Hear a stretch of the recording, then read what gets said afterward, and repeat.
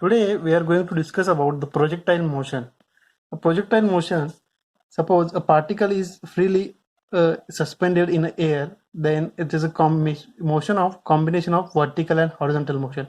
Up till now we discuss about the motion of a particle or body in a straight line motion.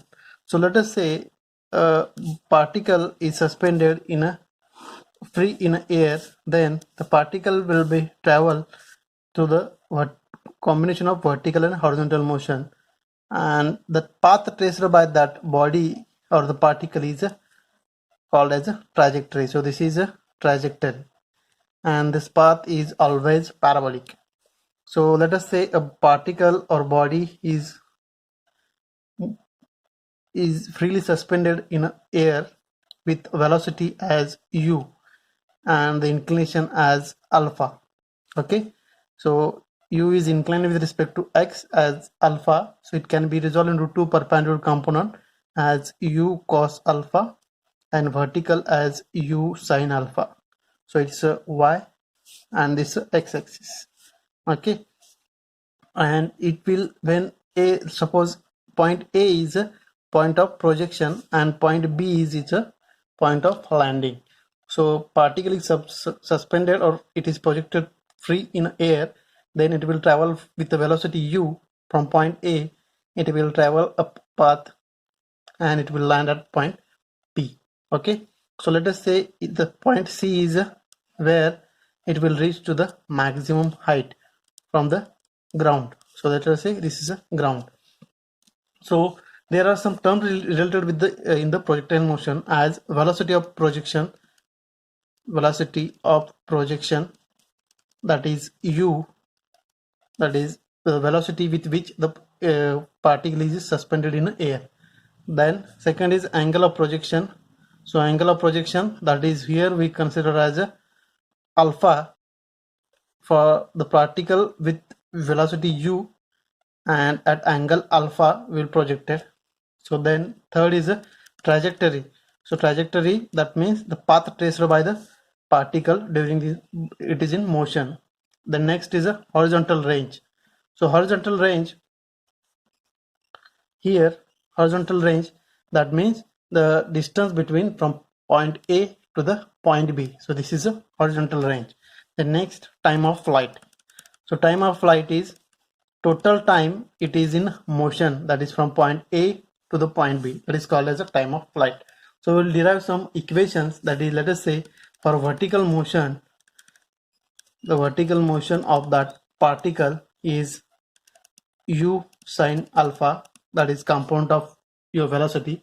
Okay, and it is moving against the gravity, so that is we use as acceleration as a minus g, that is minus 9.81. it is in upward direction. If it is downward direction, then we consider that a as a plus g, that is 9.81 meter per second square. Okay, then for horizontal motion,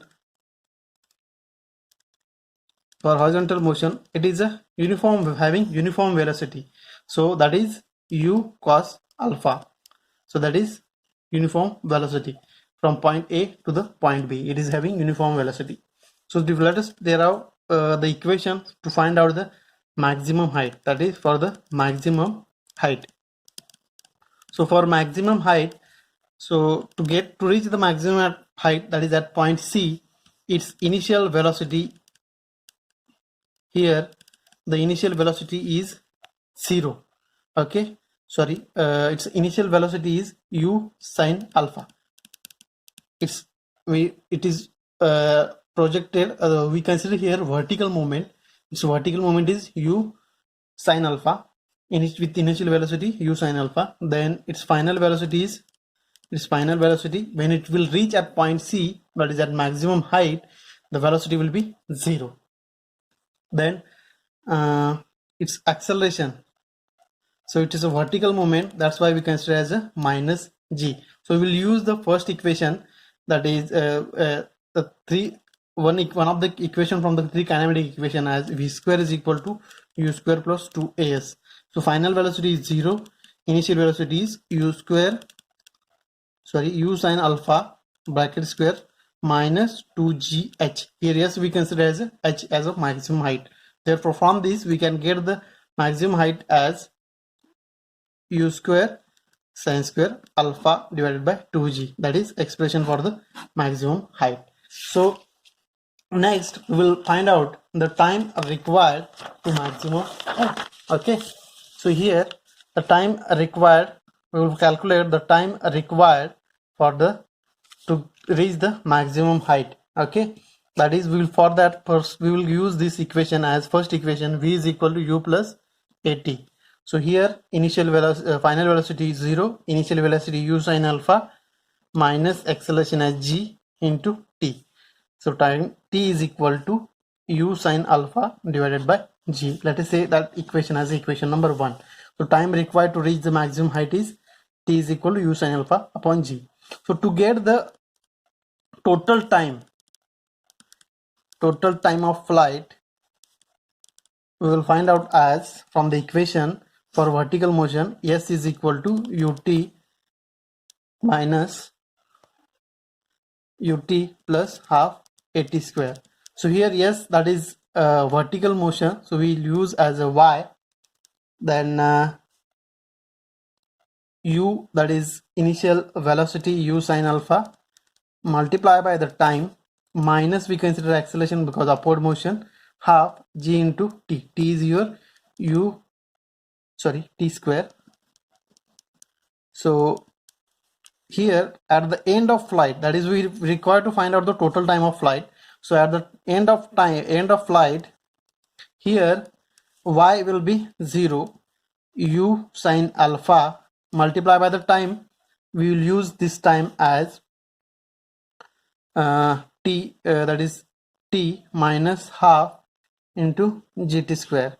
So from that we can get the common as t, that is t into bracket u sin alpha, then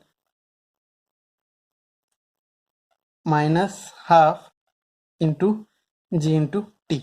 Okay, so t equal to 0, one equation, and another is t equal to 2u sin alpha divided by g. So this is the total time is in motion, that is time of flight. For the horizontal range, to find out the horizontal range, that is we will use horizontal range, that it is uniform velocity, that's why we'll use this equation, s is equal to v into t. Then